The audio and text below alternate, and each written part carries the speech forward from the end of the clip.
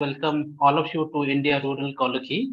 Today we are going to have a wonderful session, and as I mentioned, we will be trying to sketch what the future of rural India will look like.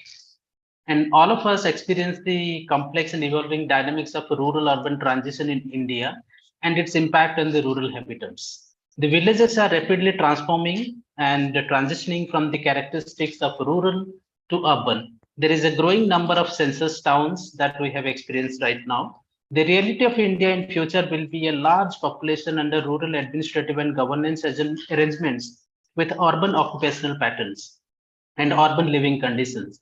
If we will not plan it properly, the villages will face the challenges that our urban India is facing today, be it the issue of sanitation, basic living conditions, economic opportunities, environmental risk, etc. This has a very defining impact on how rural India lives, breathes, and grows. The rise in the rural population with roughly the same geographical area and shift from the agricultural economy has altered the residential characters of our villages. It has started circular migration, which is happening right now.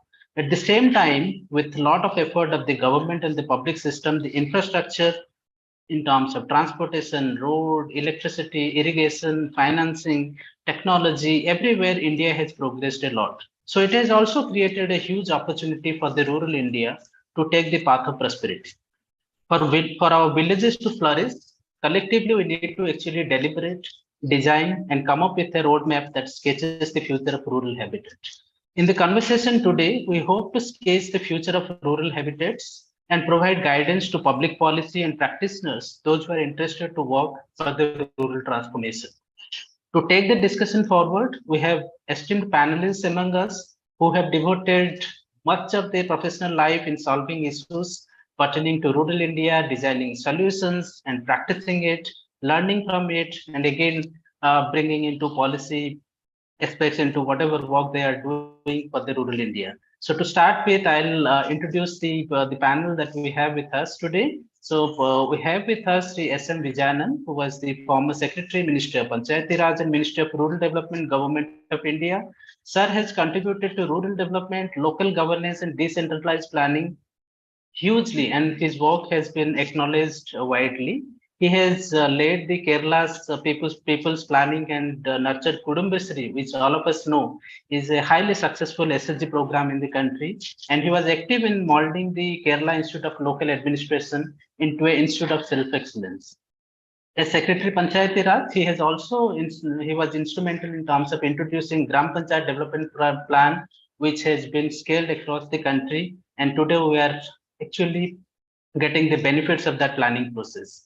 Again, we have Sri Sunil Kumar, Secretary Panchayati Raj, Government of India. Sir has been instrumental in strengthening the democratic governance processes, empowering Panchayati Raj institutions, bringing participation, transparency, accountability into the PRI system, and also localization of the sustainable development goals. He has contributed significantly in the ministry in terms of bringing IT governance. So you can see there are multiple applications, multiple planning processes, integration of digital technology into planning, for which also the ministry has got awards from different bodies. Then we have Dr. N. Sridharan, who was a former director, School of Planning and Architecture. Unfortunately, he'll not be able to join virtually, but he has sent a very meaningful message to all of us. So we can also hear to him during the course of deliberation. Dr. Sridharan has also more than 3 decades of experience in the field of urban and regional planning, and he has contributed significantly through his work in the field of urban governance and finance, peri-urban development, rural development, spatial data infrastructure, so and so. He has also contributed to the RADPFI guideline and the habitat policy, which is going to come up in 2023. Then we have Professor Bakul Rao, who is a professor in the Center for Technology Alternatives for Rural Area in IIT Bombay, and she has worked for 3 decades in the field of environment, which ranges from matrix characterization, technology development for sanitation, wastewater treatment, soil and health, water conservation, etc. Also, she is actively involved in the decentralized planning process in Panchayat Raj institutions. also contributed significantly towards natural resource planning, environmental assessment and remediations, climate change, solid waste management, and so on and so forth. She has a very rich experience in terms of the urban planning. Again, we have Madam Rajit Matthews. Madam Matthew is currently the program director in the integrated urban development at WRI India and has almost 2 decades of experience in the field of socio-economic planning, urban planning, and design. And she has also provided key technical inputs to various committees and working groups set up by the city, state, and the national agencies in India. She is also currently leading research in various aspects of India's urbanization, such as economic geography, land readjustment, transport integration, etc. She currently leads the team that is providing a lot of inputs to the public system in terms of bringing much more efficiency in urban planning. And to take us through the entire conversation and reaching out to each of the panelists, we have Jinat Niaji, who is the Senior Vice President at Development Alternatives. She guides public policy and action research focused on local and national strategies for sustainable development, climate change, and natural resource management. Her core competence is in building resilience in human settlements through sustainable consumption and production strategies, especially green and inclusive circular economic models. She is also currently a member of many of the bodies that has been constituted by the government of India. She is part of the rural housing. There is a committee for rural housing, also with the Bureau of Indian Standards. In the past, she has also been part of many task forces, such as Rural Housing Task Force of Ministry of Rural Development, Waste Management in Urban Areas of the Niti Aayog, and so forth. So excited to learn and listen to the conversation from the panelists. With this, without further delay, I hand it over to Jinat Niazi ji. Over to you. Thank you so much for joining us today, and we are going to have an exciting conversation. Thank you. Thank you, Gajanan. Like you, I'm also very excited to learn from our esteemed panel. They have insights emerging from a very long-term engagement with rural India, with its facets and diversities across the country. And they've been at the forefront of some of the most transformative policies and practice models that we see, emerging today, and we learn from them. But before I move to the panelists on the screen, I think it would be fair to have the short message from Dr. Sridharan, so that we can then take it forward also from there. So may I request you to please play that message? Okay. My request, Gauri, can you please play the message?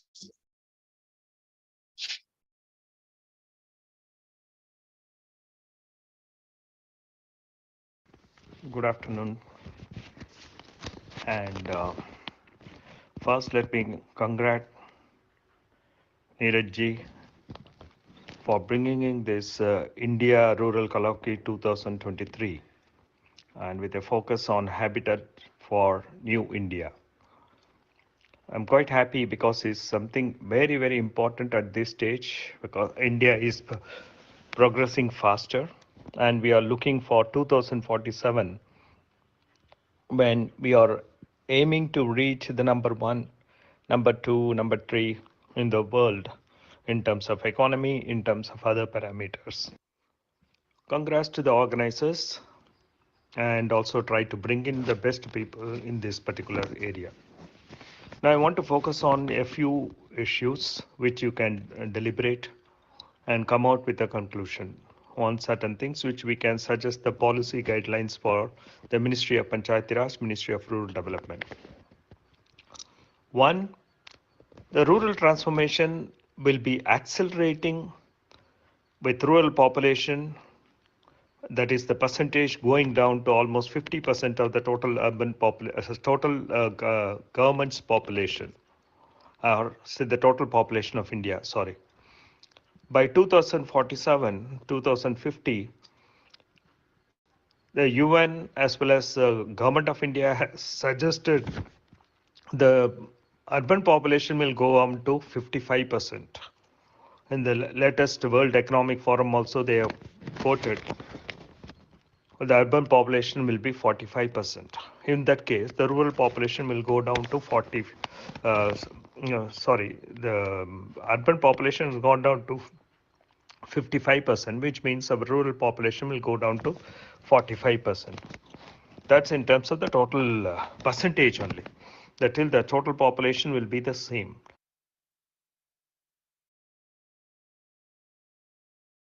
Still, the challenges will remain for us to make that rural portion of our India, to make it effective, to make it at par with India, the urban. It is something very, very important.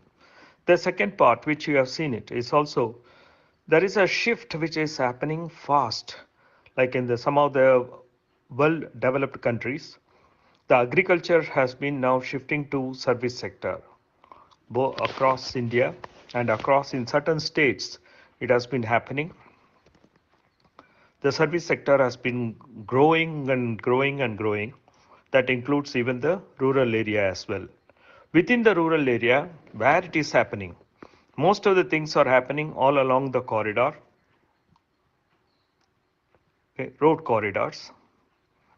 Okay, it also it's coming up in railways and also in some of the port areas. Okay, that surrounding areas, the regions of that port also. The villages have been transforming itself at a faster rate. One, in terms of land use, because the logistics is required for that. Immediately they shift into the agricultural land to industrial land or to service sector area to provide the logistics. That's something which is fast happening. Then these villages have become from the normal villages to a census town, that is having a population of more than sometimes 10,000. Okay, some of them have gone up to almost like 1 lakh census. They become a census town, still having, though the word used is town, but still they are villages without any infrastructure, without any other facilities which are required for urban. That's a big challenge for us. So it's necessary to focus on central town, the census towns, on a census town of 10,000 to more than 1 lakh, and which is also going beyond that particular level. So it's important in case where there are villages or the gram panchayats which are much smaller, we need to come out with the cluster approach, which we have done it in the urban mission. In urban mission, we said that, okay, those who are less than 20,000, less than 10,000, those villages can be together to come out with a pool, something like pool financing, how we can do the cluster in terms of infrastructure provision. That is something very, very important. Secondly, especially the rural areas, as gram panchayat, many of them may not have the government land. So in that case, we have to bring in what is called as village planning scheme, where we take the private people into board and say that, okay, you provide us these things, land for this, for infrastructure, so that we come out with all this village planning scheme and give them incentives for providing the infrastructure and also for housing and to other areas. So the density is going to be a big issue in the future. And second, the issue of economic engines, that's going to be the future. And how to make this transformation, it depends upon the locals, it depends upon the GP who can be more innovative, come out with the rules scheme. Because we have come across cases where the Gram Panchayat Sarpanch has even pushed the agenda of tourism development and solar energy, okay, wind energy. So those kind of things have been done by the Gram Panchayats. So there are a good, what do you call, efforts which are being taken up by the GPs across India. Now we had to inculcate some of those best ones, and then we try to come out. Each one is available, suitable for each of the GPs to make India, which is 2047, not that, okay, just because it's rural, but it has got at par in terms of quality of life, at par with the urban. This is what my suggestion, this is my Hope you will deliberate and then discuss it and take it further. Thank you very much.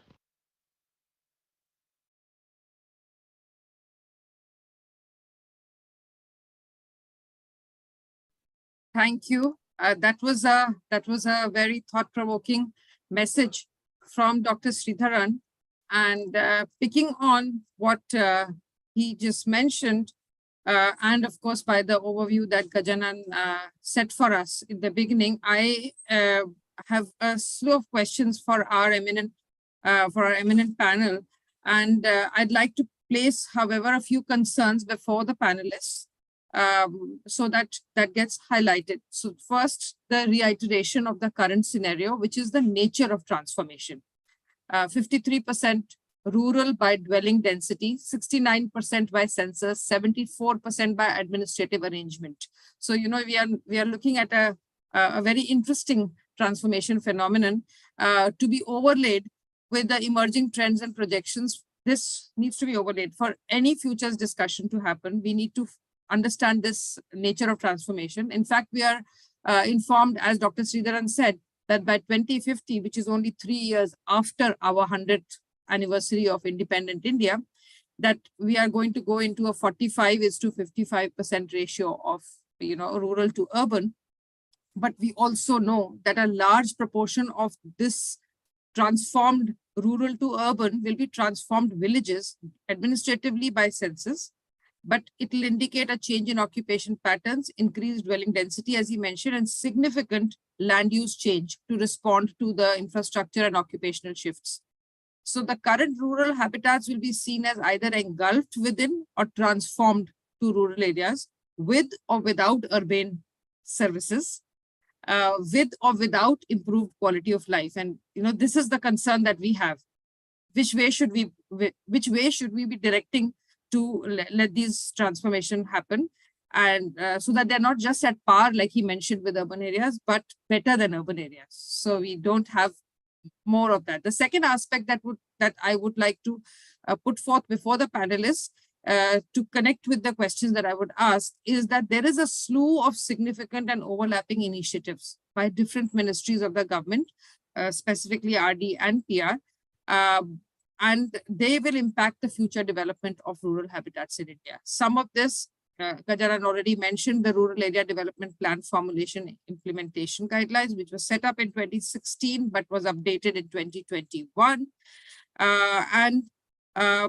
The others being the Shama Prasad Mukherjee Urban Mission, the Swamitwa Scheme, the Emerging Census Towns, etc., the new tools, the whole technology arena in supporting planning, such as Gram Manchitra and other issues. The Swamitwa scheme, in fact, is something that I would like to put a little figure on as important, because it has very lofty ambitions and aims of a reformed land governance, of inclusive society, of sustainable habitat, and of economic growth as its impact areas. And all of this to be on the shoulders of the local governments or panchayats.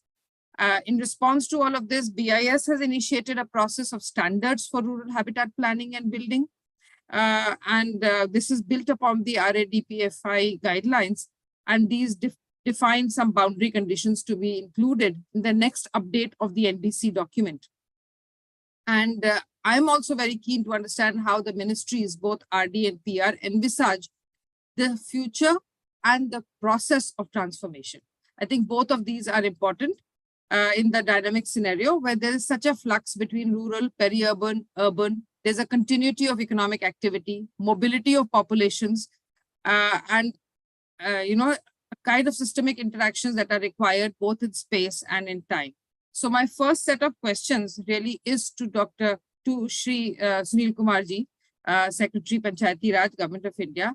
Sir, I'll request you to this first set to be about 7 to 10 minutes. What I will do is I have a few questions for each one of you for the first round and then we go into a second round of a shorter, maybe to a single or two questions, and before we open the floor to the audience. So for you, sir, Sunil Kumarji, the ministry has taken numerous steps in scaling up various planning initiatives, bringing convergent effort between the Gram Panchayat Development Plan, while the current system of planning is addressing the challenges that we see now in 2023, and there are many ecological challenges, economic challenges, densities, etc. How do you see the GPDP system in 10 years down the line? How do you envisage that? Linked to this is that, that increasing number of census towns, such as large villages with urban characteristics, we have, and the RADAPFI guidelines for special on spatial planning. How do you see that sort of being able to respond to these to the 10-year future that you will that you would envisage? What are the early learnings and early successes that we see, especially because there's now a change, with it's an updation from 2016 to 2023. What are the key pointers for the country as we scale up? What are the challenges that you see already, which needs to be taken into consideration, and the mechanisms of tracking, monitoring, and learning as this implementation happens? So yeah, quite a mouthful of questions. Over to you, sir. Yeah, thank you. The issues that have been raised are very basic, and they draw attention to a whole lot of related issues. In fact, after 30 years of local self-government, that is Panchayati Raj institutions in rural areas and the urban local bodies in urban areas.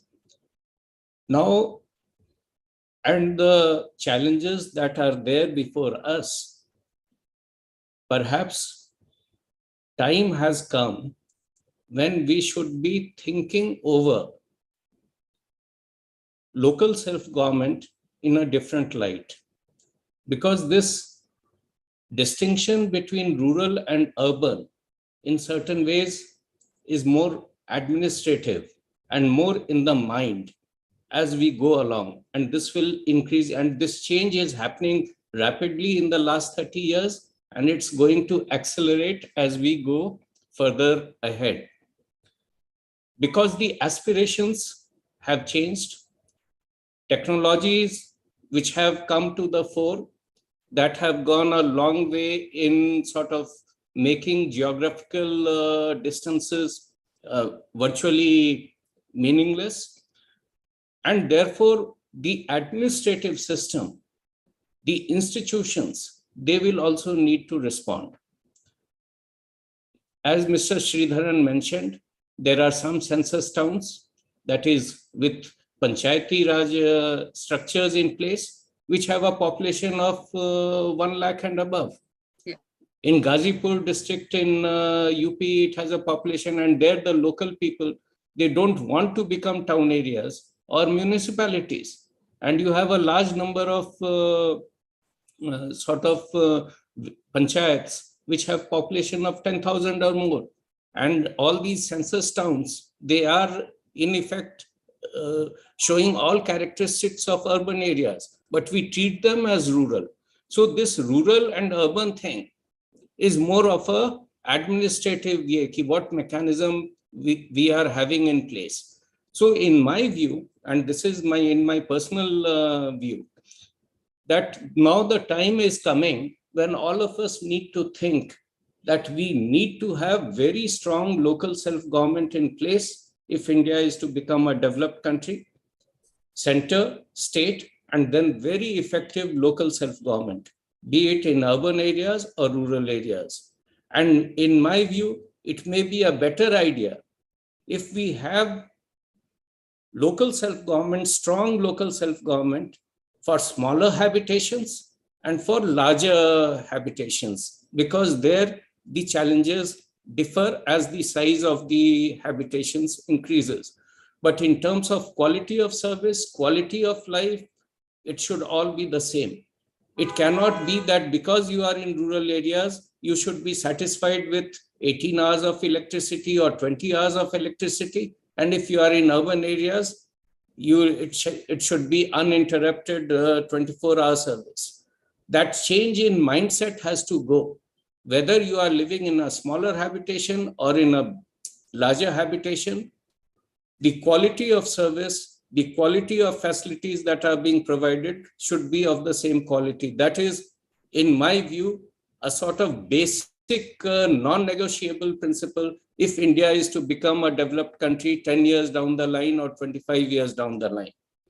And that calls that we need to begin to think whether this distinction between 73rd Constitution Amendment and 74th Constitution Amendment, will it be there for all times to come, or there is a need to rethink over this. So that is one form. But mechanisms will need to be placed which put a premium on planned development, not on unplanned growth. Right now, what we are seeing is that in several Gram Panchayats, you have hotels coming up, you have other commercial property coming up, just because they feel that in Gram Panchayats, they don't need to take any sort of clearance for their drawings or designs, or they need to sort of set apart or adhere to sort of what goes in sort of under the name of planning. Town planners, they look upon their role is confined to towns. Country planning goes for a toss. So these are the situations where we are, and today we are presented with fait accompli in 90% of the cases, or if not more. The new roads, new expressways come up, and then you have unplanned growth happening on both sides. And then we spend time and money bringing about incremental changes, doing some tinkering here and there, which does not really sort of leave a lasting impression. So this issue of planned growth versus unplanned growth, that will also need to be addressed. What is it that we really want? RADPFI guidelines were formulated in 2016. In 2021, we updated it because some new things had come up, but it remains on paper. We speak to town and country planners. They are not aware of RADPFI guidelines. It was sent to the state governments, the Panchayati Raj institutions. It remained secretaries and directors of Panchayati Raj. It remained in their office. Even their officers have not read it. Forget the Gram Panchayat Sarpanches or District Panchayat Presidents or others. There's a long way to go. What should be the role? What should be the role of District Panchayat Presidents vis-a-vis Sarpanches of Gram Panchayats, vis-a-vis Presidents of Block Panchayats? This again is an uncharted territory, and especially when we need to define their role in terms of planned growth. So all these issues will need to be addressed. So therefore, the question that you are asking, GPDP at best in large parts of the country is a very sort of here and now. I have to do something today. This is the amount of fund available with us. Let's do it. It will bring some change. And there too, on basic issues, say relating to whether health or education or others, the interventions are very little, very minimal in most parts of the country. I'm not going to say everywhere, but in most parts of the country. So therefore, all these call for some fundamental discussion among all stakeholders. It should not be confined to ministries or central or state government officials alone. All of us need to collectively think together as to how do we bring about these changes. What should be the structure that should be put in place? And that will call for bringing about sort of major sort of changes in our own mindsets, removing the cobwebs there and having a clear vision as to what is it that we want, and then how do we go about it and how we address those. There are other issues regarding Swamitva Gram Manchitra that I think I'll speak later. Thank you. Thank you, sir. Thank you very much. And actually what you have just mentioned regarding the capacities, institutional capacities, and the relationships and roles between the different stakeholders and layers of governance, including the scales of different kinds of villages, leads me to the next question to Dr. Rao.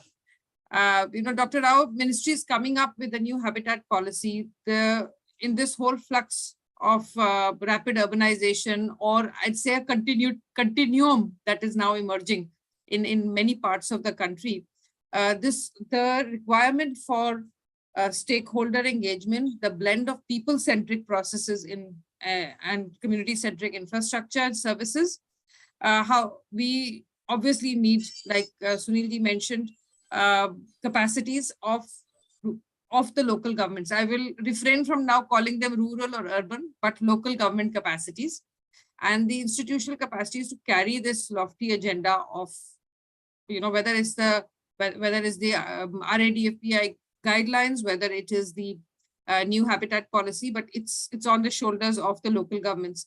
So one, what are the kind of capacities that are required, and what kind of mechanisms are needed to build and sustain and nurture those capacities? Because these are two aspects. There is a support system for capacity building as well that is needed. So if you could sort of highlight with your experience in some of the committees and commissions and your research on this particular aspect first. Thank you, Seema. At the offset, let me thank the Janan TRIF for inviting me for this, and it's my really privilege to be on this panel.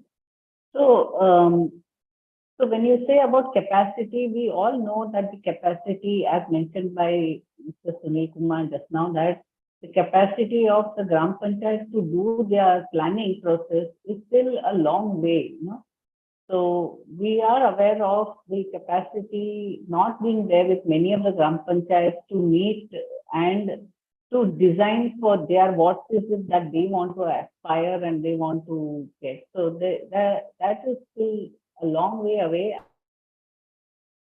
And a lot of things, and now that we see with Samitva coming up, with RADPI coming up, there's a lot of technology requirements which we would need the Gram Panchayats to catch up also, like the GIS technology. And there is no such capacity.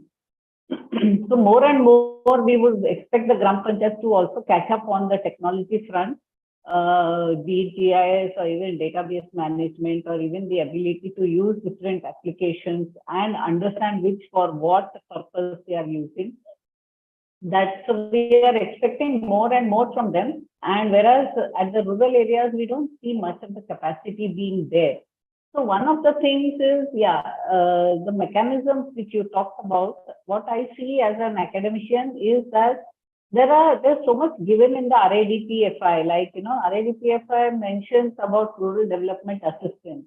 I agree that, RADPFI is a guidelines and the states have to come out with manuals. But manuals of what applies to that state is a more specific action to be taken by the state, which is still a long way away.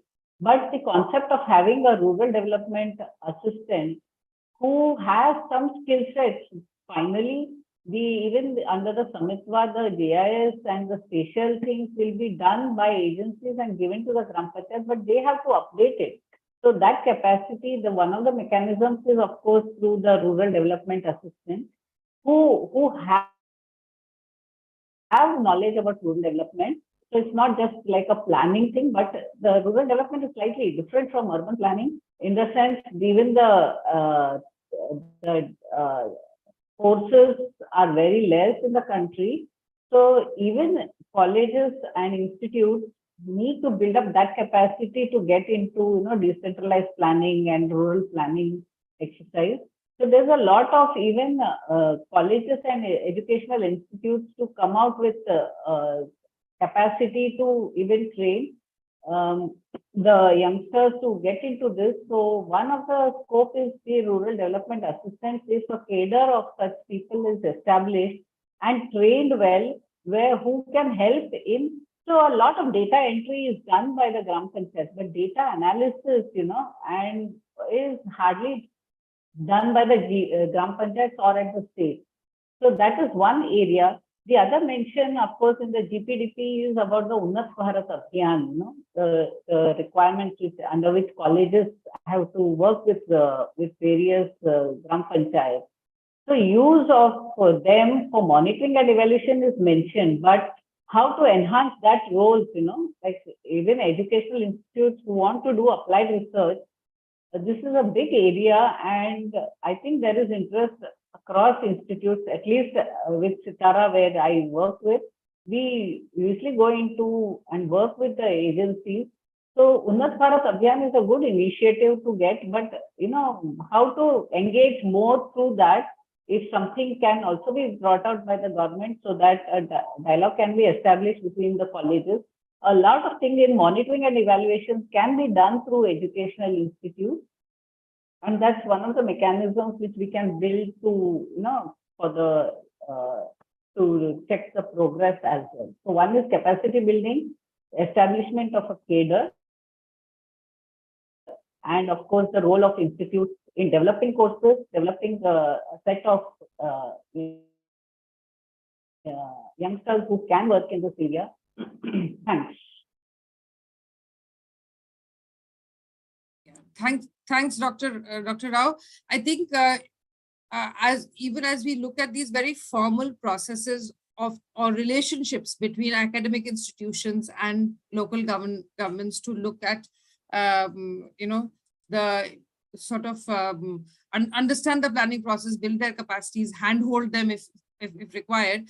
I'd like to move to Vijayananji, who's actually been a mentor for a lot of us. Yeah, even though we've not been in the government, but he's mentored us in many, very ways. And, it's this relationship.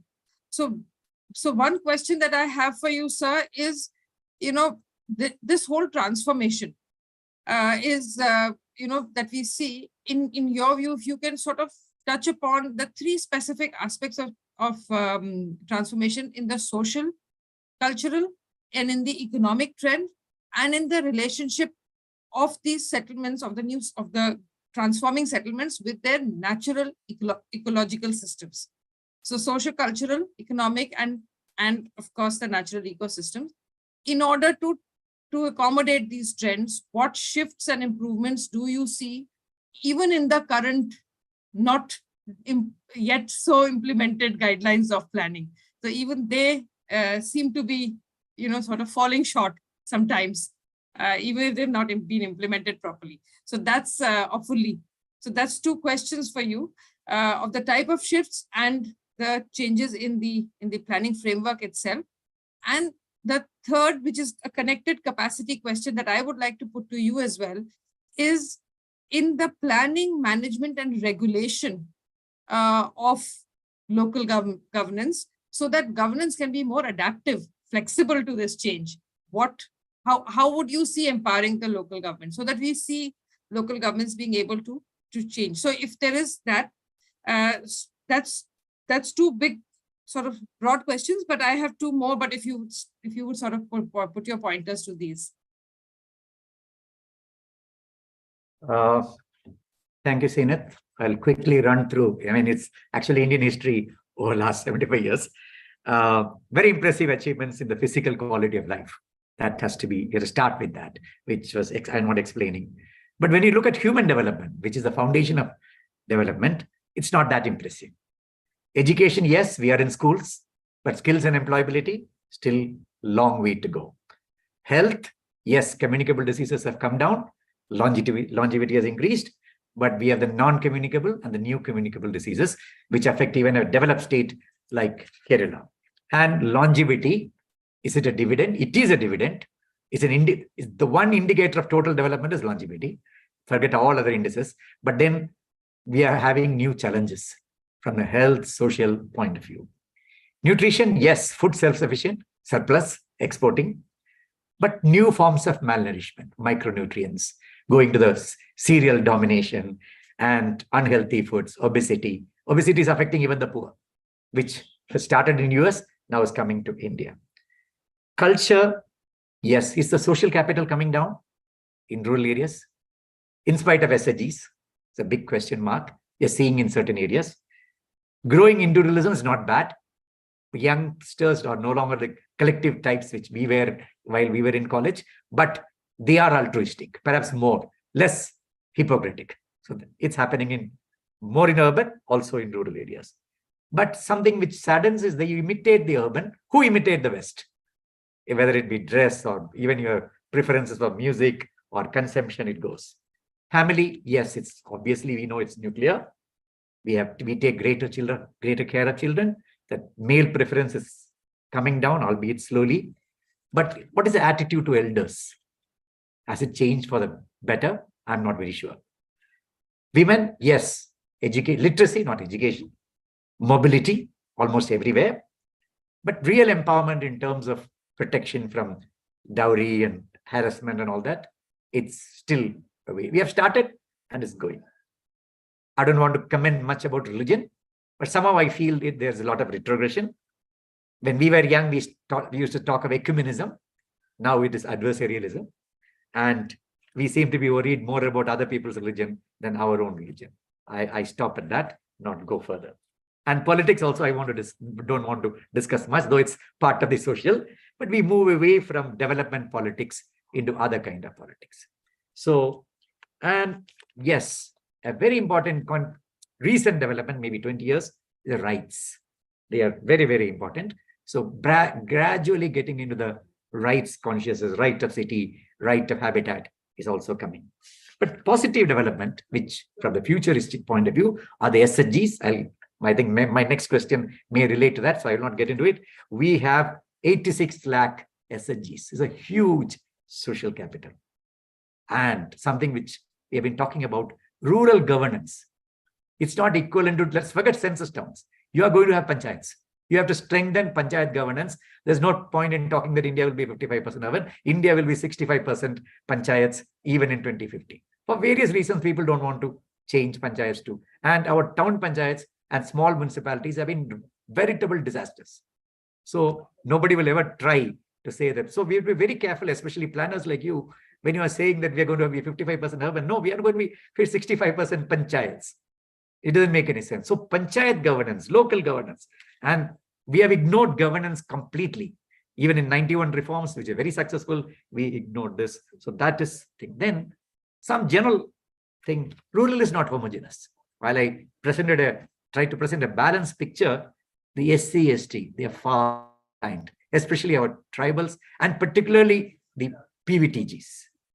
And I have a doubt whether our intra-rural inequality is widening. It's not between urban and rural. Is it widening? And are we now moving to a phase where development first and equity later? Does it happen? I have my doubts. So in sum, absolute poverty has come down sharply. A guru of mine used to tell me about 20 years back, when poor are in a minority, then new dimensions of anti-poverty. That's now India. Now poor are in a minority. Whatever be, I'm not getting into the numbers. But even if you assume that 25% are poor, they are still in a minority. What do we do about it? But we have to note that our concept of poverty is something which is 50, 60 years old.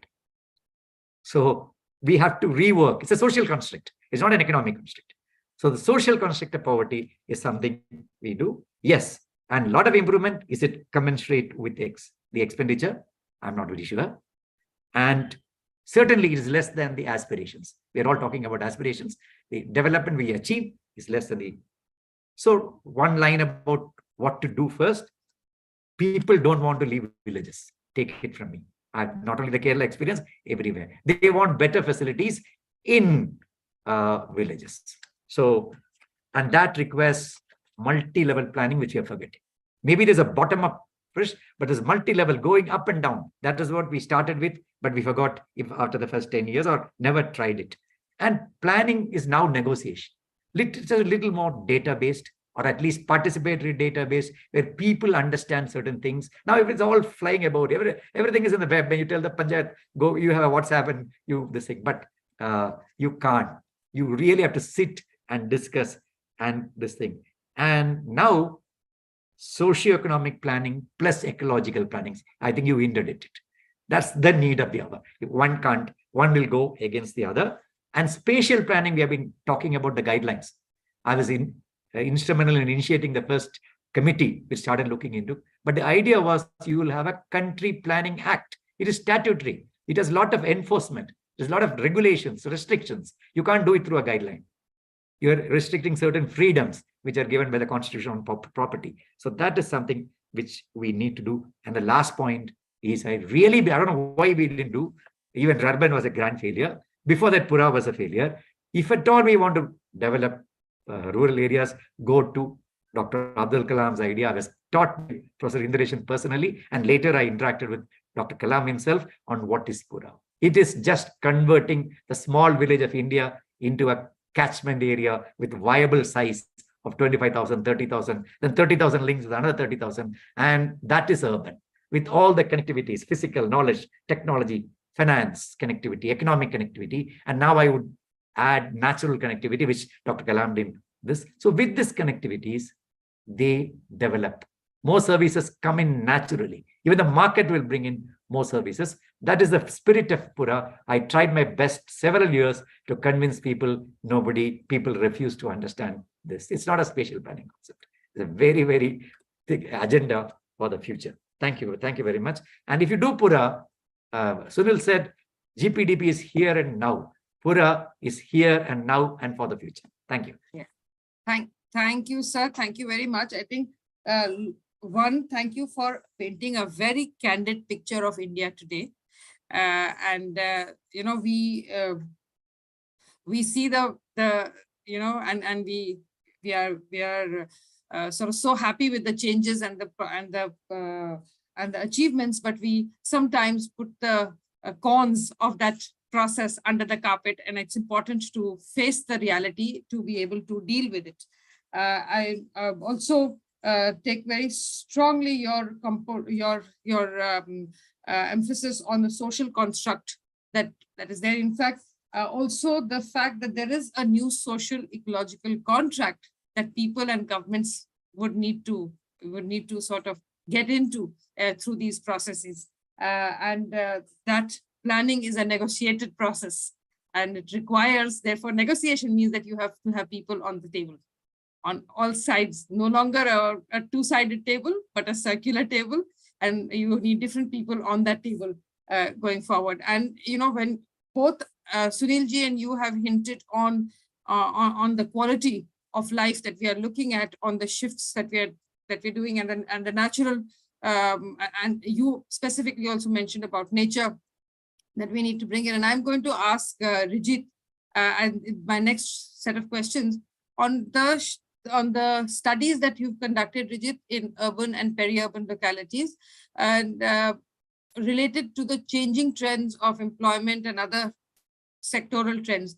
Can you throw some light on those findings?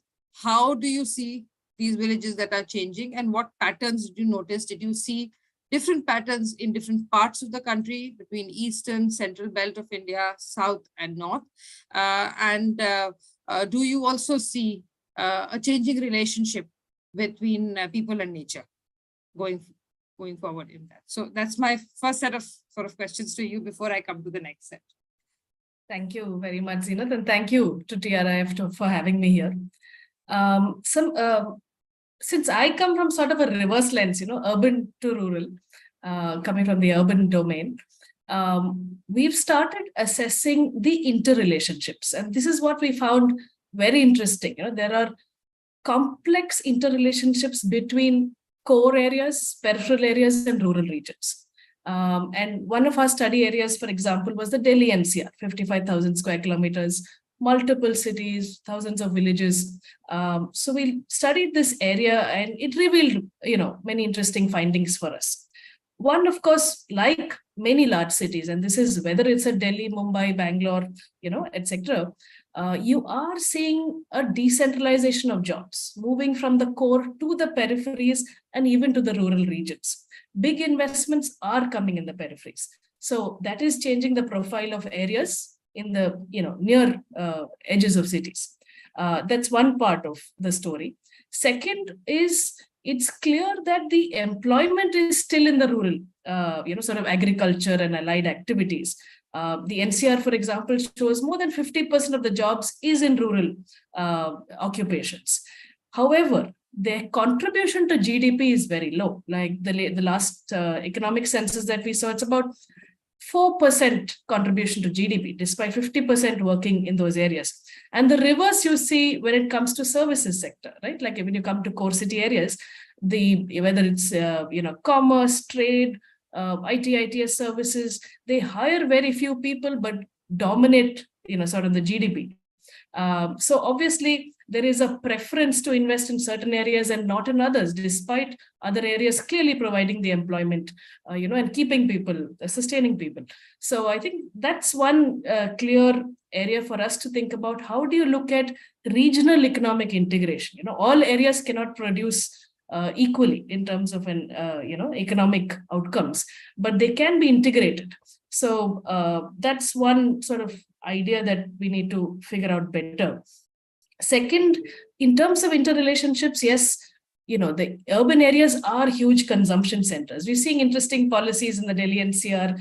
There's policy to grow mushrooms, to grow broccoli, because the urban areas want to consume these products. So the rural areas are, gearing up, producing these kind of foods, which, normally we would not have consumed because there's an urban demand. So, these kind of changes we are seeing in, food patterns, growing patterns and growing. And so that's another interesting aspect. The jobs in the rural areas in terms of agriculture and agriculture related activities have been growing very, steep growth we've seen in these activities. Clearly, urban consumption is increasing, consumption is increasing. So we're seeing some of those aspects as well. Related to social structures, if I take a leaf out of what Mr. Vijayanand was saying, we're seeing that the occupation of marginalized groups like SC, ST, etc., when they come into urban areas, their jobs are largely elementary jobs. They are not able to climb the ladder that easily. So they are in elementary jobs, what we call as, using hand tools or basic manual labor. So climbing that economic ladder has been difficult despite the move to the city. So we're seeing those kind of, problems of migration and all of that. And of course, COVID was one of our wake-up calls where we saw migrants going back to their rural villages. So there is that remittance economy going back to villages. There is some investment going back to villages. You're seeing an increase in built-up area, etc. Again, in social structures, certain aspects where we see poverty is starting to reduce more dramatically in the, urban areas, but not so much in the rural areas, at least in the regions that we are looking at. And some of these are obvious, of course. The graduate migrant is moving to the core or the periphery. They're obviously not going to the regions. So all of that relates to income. It relates to higher poverty rates in the region. So, all of those aspects as well. And when we're talking about this, some of our other studies, like, for example, about a year and a half ago, the UN came up with a common degree of measurement for urbanization.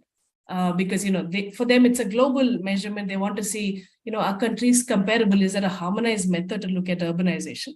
So that, what they call as the UN degree of urbanization, we applied it to India to see that what is it showing, for urban. And I think Sunil Kumarji also mentioned this. Very clear densities are increasing in urban areas, rural areas. We found that the most urban state, surprisingly, was Bihar, just by density, because high population density, high built-up area densities are showing up. But clearly, we know that the occupation has not become urban, but these are causing other kind of concerns for us. For example, the kind of, like we were talking about, natural resource consumption. You need air, water, food, clean air, water, food, electricity. So there is the demand that's going to come from high density villages, etc. And then how do you manage the outcome, the outfall of all of this, right? The waste, solid waste management, sewage, sewage, all of that. These densities are getting very urban-like, but don't have urban services provided. So that's another aspect, that we need to think of when we go forward.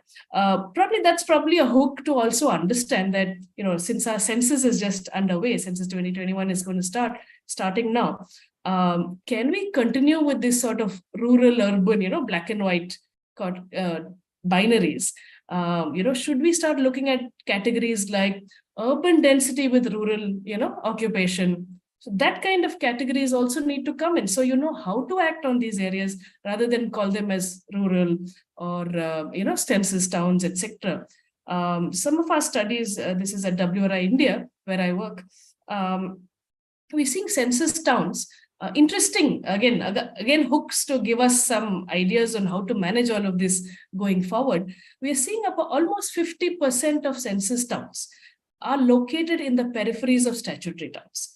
They are part of the larger urban agglomeration of statutory towns, because being near a town is a great, sort of trigger for growth. It's a kind of determinant of growth. Just as we know arterial roads, and I think Sunil Kumarji also mentioned this, when we studied, sort of an India level pattern, we're seeing that built up area within what we call as municipal or statutory boundaries was only about 23%. The rest of the built up area is in other places, whether it's census towns, scattered development, villages, etc. It's all outside of what we call as a municipal boundary, where statutory services are provided. So, actively we need to start thinking about these areas, how do you service them, etc. 66% of this built up area was along arterial roads. So again, accessible and needs to be serviced. So I think that's again another area of interest for us, where you are located accessibly largely. You are located in the peripheries of statutory towns. Can some oversight be provided to these areas if capacities are not available, from a rural point of view? Can some urban, capacity be shared to manage these areas? All hooks I just wanted to bring up through our studies. Yeah. Thank you.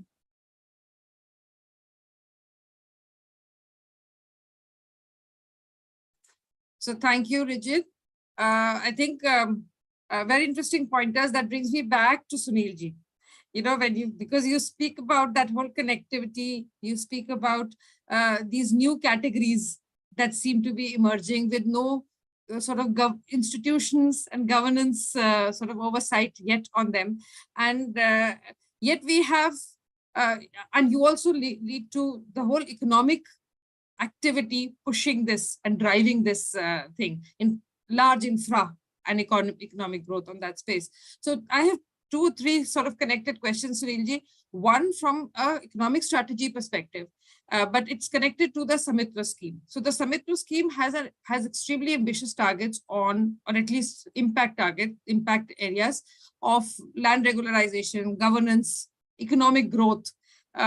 So one question is, what kind of strategies does this program or scheme envisage that the economy is enhancing the local, so it's a local economy enhancing and local job creating sort of impact that we start seeing in these areas? That's one. The other is what challenges, especially equity and ecological trade-offs, when we start looking at land governance issues, what there might be fallouts. So do we see any trade-offs, and how do we see the management of these trade-offs? So that's one. And related to all of the planning processes is the whole e-tech planning support system. Whether it's e-Gram Swaraj, PriyaSoft, Plan Plus, ActionSoft, etc. So which supposed to enable local governments and panchayats to become more tech savvy. How do you see this, these getting connected and built? So over to you, sir. This and any other issue that you might want to put your finger on. See, the point regarding Swamitva is that this drone survey and creation of property or handing over of property rights to people who are residing in those areas, which is being undertaken under Swamitva. This is one sort of beginning, because this, all of us know that in most parts of the country, the Abadi area, it was just one block, one khasra number, which had been given in revenue records. There may be 100 different parcels within that Abadi area, but those were not demarcated. So what is being planned here is that just like your agricultural plots, even your residential plots get demarcated, your built up area gets identified, then where there are public land or you have public amenities, those get clearly marked if those are within Abadi area. And what this is throwing up. So this was an uncharted territory. There were no legacy records. So we are presenting this or giving this to the people. So what will happen is that eventually the hope is that once you have a recognition of that property, which was there, which was being handed down over generations, but people did not have any sort of documentary evidence. So what it will lead to is that it will transform that asset into capital, where they can access loan from financial institutions. Right now, people, even if they want to take a housing building advance in rural areas, they find it very difficult to get it because they don't have any sort of plot of land in their name. So this will eventually lead to that. And this is the next step forward where all of us, that is not Panchayati Raj which alone can do it. Here, your banking structure, then your Department of Revenue, department in states, and all other agencies will need to come together. Whole sort of new sort of revenue acts and provisions in various rules and acts will need to be put in place. But the thing is that we have set that in motion. Now these drone maps that you are getting maps on the scale of 1:500.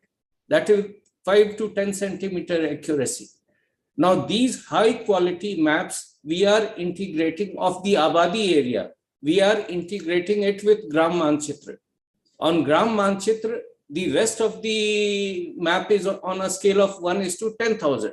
But for the Abadi area, we are sort of bringing it together. And so if you click on Gram Manchitra on the Abadi map, then you'll get a clear bird view and you can virtually identify if this plot is mine, this house is mine, or this is a road, or this is whatever it is.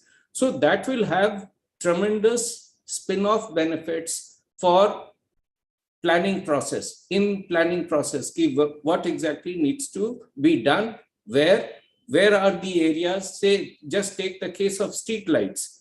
If you have these assets marked and those are captured, then you can easily identify that these are the dark zones. Here, although 10 street lights have been given or they are being here, but they are located at wrong places. You may be having some areas which are very well lit and some which are totally dark zone. And there the issue of this socio-cultural thing will also come up. Those are maybe the areas which are inhabited by the weaker sections. So those may be the ones which get neglected. So these things will throw up. But then all this technology, all this ultimately will not solve the various socio-political and other issues that get thrown up. And we can no longer sort of hide it under the carpet. These will come to the fore and we will need to address them. The other point which is coming, which is important from the habitat point of view, the plot size. Say RADPFI guidelines say that the minimum plot size should be about 80 square meters. And here you are finding that in villages, for a sort of, we have done this exercise for some villages across 4 or 5 states. And we have come that between 25 to 60% of villagers, their plot size is less than 80 square meter. Even less than 20 square meter plot size is for, it varies from 10 to 25% of the people. Now, if your plot size is less than 20 square meter and you have RADPFI guidelines says you can't build G+2 or G+1 or whatever, what is the quality? What is the frontage that you would be living? What is will be the sort of area which you would be living on the sites? What cross ventilation, what lighting, what other arrangements? So this is also going to or throwing up new issues which we will need to address. That how do you organize this habitat? Will government come up with a policy wherein those who have less than 20 square meter, less than 40 square meter of plots, they are given a decent plot on which they can build, whether under PM Awas Yojana or they take loan from banks or whatever. So these issues will also need to be addressed. Then only we'll have a proper, but this thing is coming up. Now, and the technology portion which you have mentioned, those are only going to provide assistance. They cannot be an end in themselves. Ultimately, the process, you have to sit with people.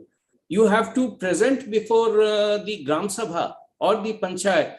Look, this is what it shows. Say if I have a good, now you have these virtual sort of tours of Rashtrapati Bhavan or anything. You can undertake that. If we can present before the Gram Sabha, look, this is what your habitat is today. And if you want this, if you want these things, this is how it will look like 10 years down the line or 25 years down the line. If you are able to show it in a virtual sort of 3D dimensions, then ordinary people or even the poorest, even the most, they would be able to understand what exactly is this development being talked about.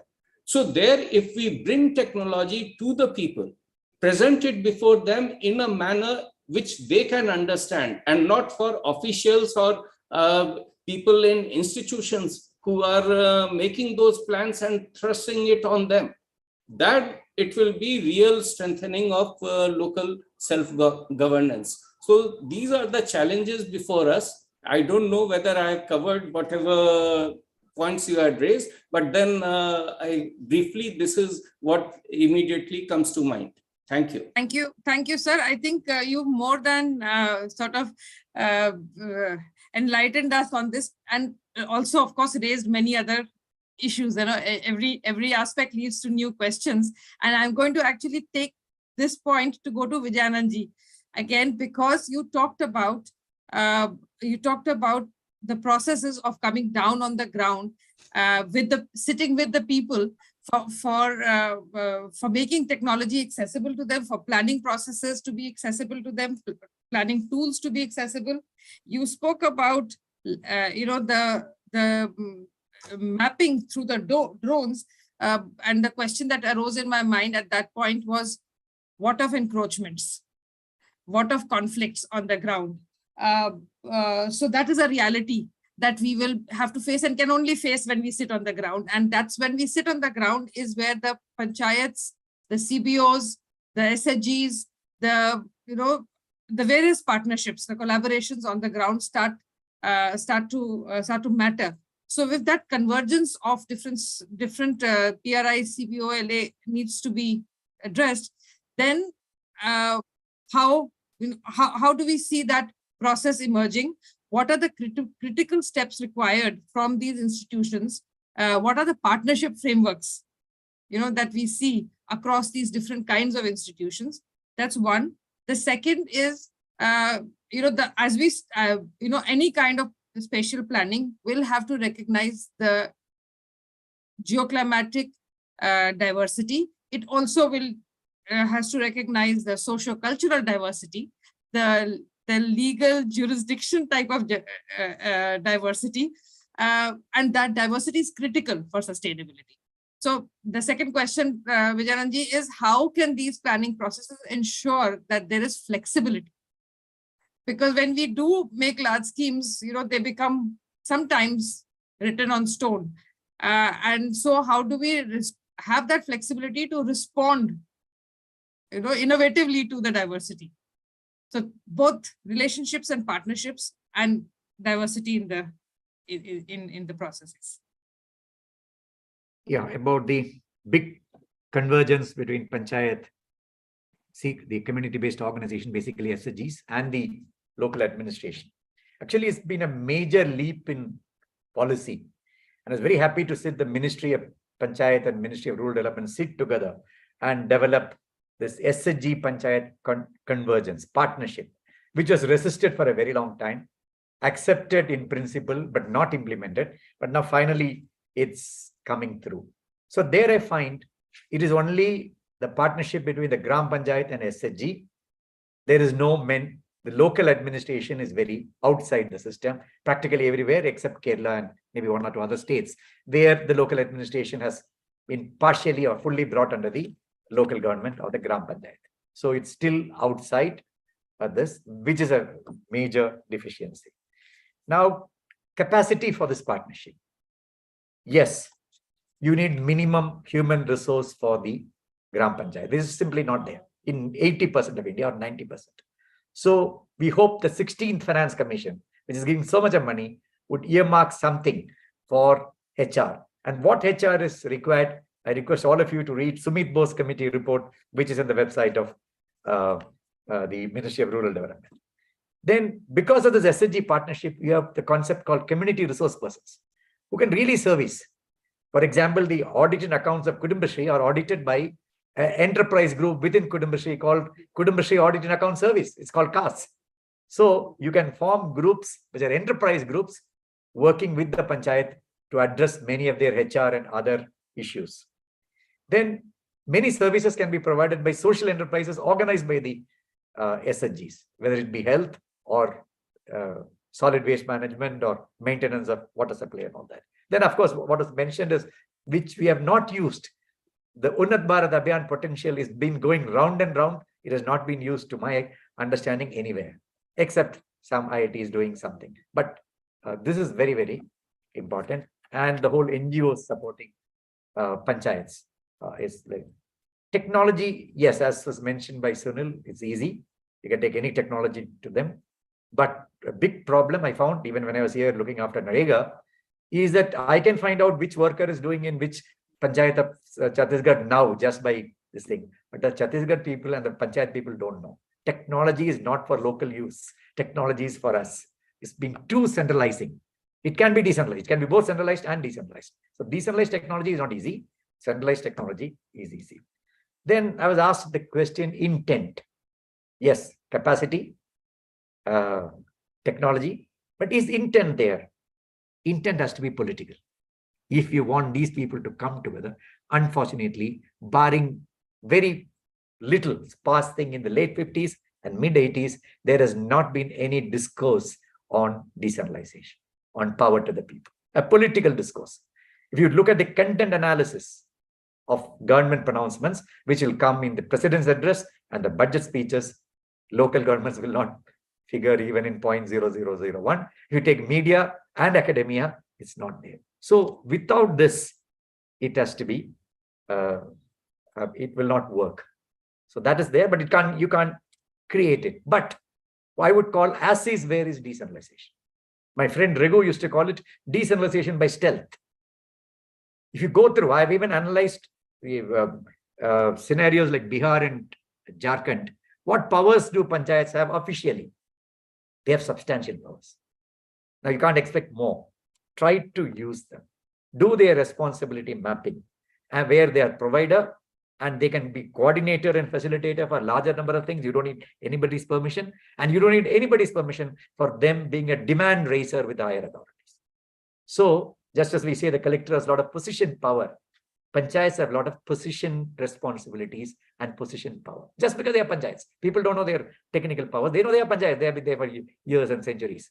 So if they use your inherent, it's not residuary in a legal sense, but inherent power, just because of your panchayat, a lot of this can be done. And we coined a term, still in currency, called low cost, no cost activities. Taking a child to the school, preventing this thing, or getting vaccination done, or an agricultural extension, 90% of the thing is low cost or even no cost.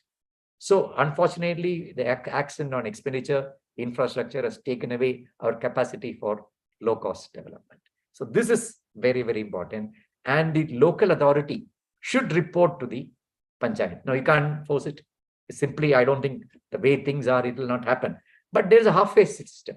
Karnataka has a system called Karnataka Development Program, KDP, where all the local level officials have come to the panchayat. They're not under the panchayat. They don't report to the panchayat. But once you sit in the panchayat, and talk to people maybe in silos, the panchayat gets a central place. So through that power, we bring some accountability of all these people. And this is like then something I call soft devolution. Soft devolution means you respect panchayat for what they are. Yes, you can trust them. And that is what we saw in COVID. I would say the Panchayat SHG partnership saved India from unbelievable tragedy. And it was willy-nilly. Nobody gave them any power. People ran away. The government ran away. And these people were the front line on their own. Suo motu of governance that saved. So we have a lot of lessons, many of your researchers, to learn from how this worked during COVID when there was no order, no power given. This is something, a big learning for us when this partnership has to emerge. Now, in this flexibility part, when you do a process-based planning, flexibility is inbuilt. When you do a top-down planning, yes, it's a master plan. You can't change it. It's a huge, you have to go all the way up to the cabinet. But if it is a flexible kind of plan, where the norms are understood by the people, as I told you, use the word earlier, a social construct of how a road should be constructed, how a property, of course, certain country planning principles will be mandatory. You have to have a setback and FAR, otherwise your hill stations, everything will be destroyed. And the real estate is so powerful. I would say the biggest powerful lobby, at least in a state like Kerala, is a real estate. They can write the rules and they can write the act. And that risk is there everywhere. So, and all our, when you say all this, things have been, rural areas have been spoiled, 90% is by this so-called real estate. They need to be regulated. It can't be a very soft, flexible planning. Then flexibility can be misused. So there are certain hard norms are there and other soft norms. Last point, I want to bring all this into a thing, a new concept which the ministry is discussing, both the ministries. In fact, I come to Delhi for that purpose, is that VPRP, GPDP linkage. What is a VPRP? Village Poverty Reduction Plan, prepared by this 87 lakh SHGs. This will soon become 1 crore SHGs and maybe up to 1.5 to 2 crore SHGs, which represent the bottom half of the poor, of the population, not poor. Maybe in tribal areas, it's not very strong, but in the rest of India, it's quite strong, especially in our urban towns. So VPRP, I suggest a 4-part or 5-part VPRP. The first is what we can do with our money. Nobody's question. The SHGs know what to do, including no-cost, low-cost activities, sending children to school, getting them vaccinated. The second part is a demand under NREGS. It has the force of law, because you can say, I need so many days of work, which is a work request. And then it can also be for assets, community, and individual, which of course is discretionary. You will not get whatever you ask for, but you are asking for it. The third thing, what we want in GPDP. And the fourth thing is what we want from departments. You're asking the panchayat should consolidate it and send it up the departments. Departments need not agree, but they should take the request and say what we can do. And at the end of it, all three things should say, Narega, this was a request, this was what we agreed, and this was what we implemented. If you do it for all this component, the planning becomes participatory, automatically participatory, more reflective of needs, and inbuilt flexibility, because this plan can be easily changed. Nothing is fixed in this kind of GPDP thing. So the spatial plan will be rather fixed. Your socioeconomic planning will be quite flexible. But here, something which we need to inject, I would call it, is the ecological dimension. We hardly know how to do it, except say plant trees and have water bodies, but a larger dimension which needs to be done. Thank you. And of course, social accountability, which is to be built into the whole thing. Otherwise, it can be captured. Thank you, sir. And I'm going to move the needle of this discussion a little bit now, as I asked Dr. Rao about some specific aspects related to sanitation, waste management, health outcomes. So when we are looking at a whole lot, increasing densities, we are looking at shifts and changes in the habitat patterns. What do you see, from your experience and your work around the technology development in that space? Because water, sanitation, health are going to become critical markers of quality of life as we go forward. And also in your experience, the decentralized planning processes for these, both for selection of technological, brick and mortar now, not really the IT based, but the brick and mortar things, and how they relate. How can we integrate now ecology into that space? How do we see decentralized planning, increasing that aspect of it as well? Thanks, Rosina.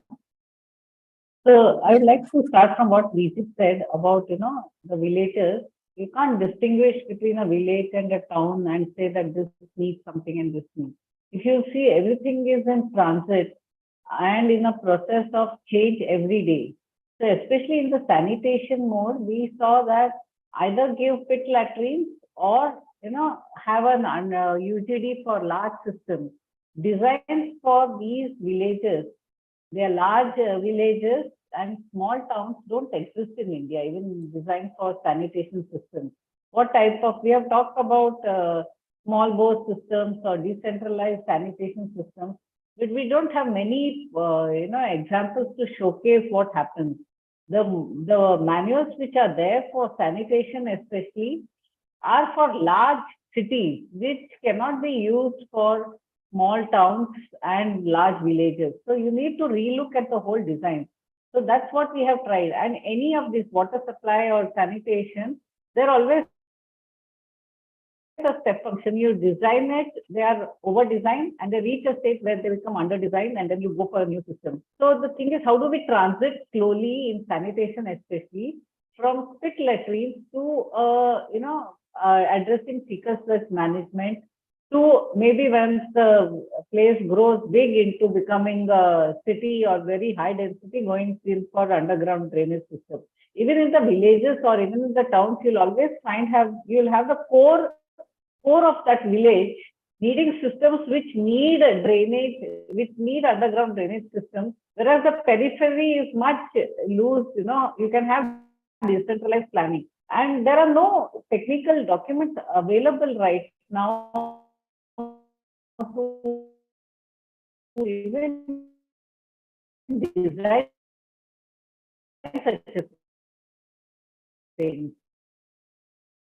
So, given a chance, and one of the major things is towns are there. Are you able to hear me? We have a break in your sound, or is it only for me, Dr. Rao? Okay. This seems okay. Go ahead, Dr. Rao. Are you able to hear me now? Yes. Please go ahead. Okay. So the need for new designs, for sanitation, which understands the local, the structure, whether it's a village or town, is very important.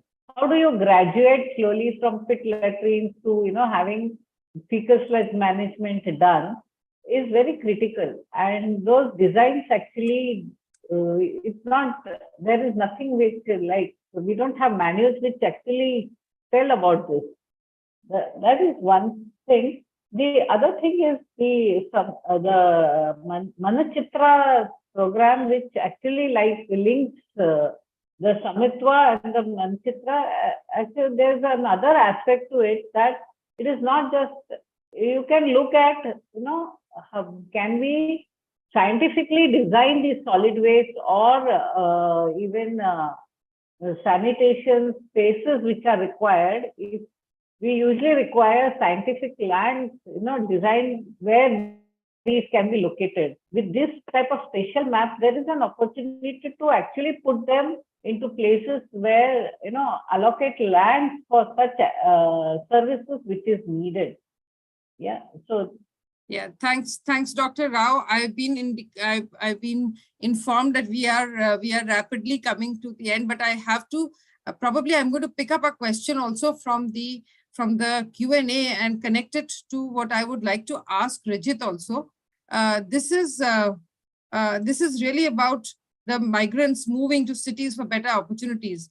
And, the question really is that there are discrepancies in remittance flows between states, socioeconomically diverse populations who are differently dependent on remittances. Do we need to consider this to better inform state level policy and planning? So how does this whole economic sort of movement, if I may say so, movement of economy between the between the so-called urban and so-called rural as people move? How do we consider this in this changing rural environment is really what we want to. Thank you, Zinat. We've not done a study of remittances, so it'll be difficult for me to answer what is the difference across regions on that. But in terms of the move of migrants to cities, if you see where are they coming in, they are coming into urban villages and slums. And we were talking about spatial planning, for example.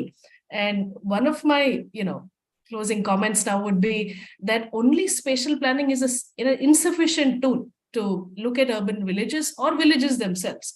As hinted earlier, I mean, for example, you get beautiful courtyard houses in villages, with some villages that we visited. They will immediately become illegal in an urban context because they say no setback. You don't need a setback in a courtyard house, but that's just how the rule works. So there are many mistakes even in urban planning. There's a reason why Delhi has more, informal settlements than formal, right? Like in terms of these regulations, because it doesn't work in the urban context either. So I think these mistakes we need to learn from. You cannot look at monofunctional land uses. It has to be mixed. Urban parcels, like rural parcels, Sir was talking about how very often parcels are very fragmented and small. How do you look at this, in terms of changing it to accommodate public purposes in the future? If you want a certain physical quality of life, you also need an amount of land that goes into public purposes, whether it is for movement corridors, streets, open spaces, education, health, all of this requires land.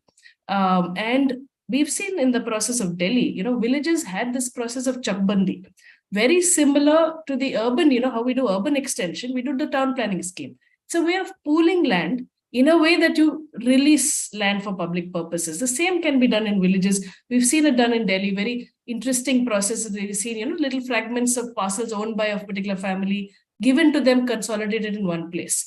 That can help you in your transition, because we're really looking at transition planning here. So some of these processes, of course, will help. Probably because we may not have time, I thought I'd just mention, when we were working in Naya Raipur, when they were building the new capital, they were wondering what to do with the various villages. So, at that point, we had joined that effort. They'd already done the plan and they were implementing it. And urban villages that came up, they said, how do we plan for them? We can't give them services, but we want to. They came up with an interesting jugaad, if I may say so. They said that the street widths are very narrow, but there are ways in which you can go non-standard. Like Dr. Rao was mentioning, there were non-standard, methods by which they said, let's do vertical stacking. It's not preferred, but it's an option. And so they said, let's do sewerage at the bottom, then water, then power. So it's all vertically stacked. So even in very narrow, roads, they managed to provide infrastructure for the villages. I think that's an interesting idea. Just like, in Ahmedabad, wall city, you have motorcycle, fire engines and motorcycle ambulances. Like, we can always figure out ways in which these areas can reach a certain quality of life without, wiping them out, demolishing them down and saying, let's follow certain, standards. So I think there are ways to do it. We just need to think better. Thank you.